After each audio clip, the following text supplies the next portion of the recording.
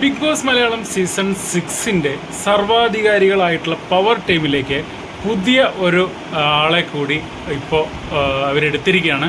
എടുക്കേണ്ട കാരണം എന്താ വെച്ചാൽ നമുക്കറിയാം, കഴിഞ്ഞ ആഴ്ചയിൽ ലാലേട്ടൻ്റെ എപ്പിസോഡിൽ, അതായത് ശനിയാഴ്ച തന്നെ നമ്മുടെ അഭിഷേക് ശ്രീകുമാർ പവർ ടീമിലുള്ള ആളായിരുന്നു. പണിഷ്മെൻറ്റ് കൊടുത്ത് 2 ആഴ്ച നേരിട്ട് നോമിനേഷനിലേക്ക് വിടുന്ന ഒരു കാര്യം നമ്മൾ കണ്ടിരുന്നു. അതുകൊണ്ട് തന്നെ അഭിഷേക് ശ്രീകുമാർ പവർ ടീമിൽ നിന്ന് പുറത്തായിരിക്കുകയാണ്. ആ പവർ ടീമിലേക്ക് ഒഴിവ് നികത്താൻ വേണ്ടിയിട്ട്, അതായത് അഭിഷേക് ശ്രീകുമാർ പുറത്തുപോയ ആ ഒഴിവ് നികത്താൻ വേണ്ടി ബിഗ് ബോസ് ഒരു ടാസ്ക് കൊടുക്കുകയാണ്. ടാസ്ക് എന്ന് പറഞ്ഞാൽ അങ്ങനെ വലിയ ടാസ്ക് അല്ല.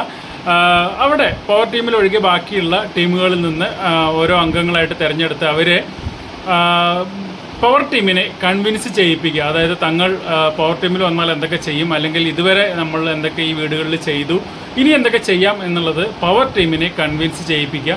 എന്നിട്ട് ഒരാളെ തിരഞ്ഞെടുക്കുക എന്നുള്ളതാണ്. ഓരോരുത്തരായിട്ട് വന്ന അവരവരുടെ കാര്യങ്ങൾ പറഞ്ഞു.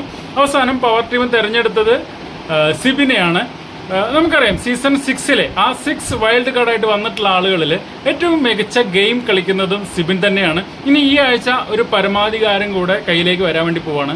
എന്തായിരിക്കും ഈ ആഴ്ച സിബിൻ ചെയ്യുക എന്നുള്ളത് നമുക്ക് ഈ ആഴ്ചയുടെ അവസാനം ഒന്ന് ഡീറ്റെയിൽ ആയിട്ട് വിലയിരുത്താം.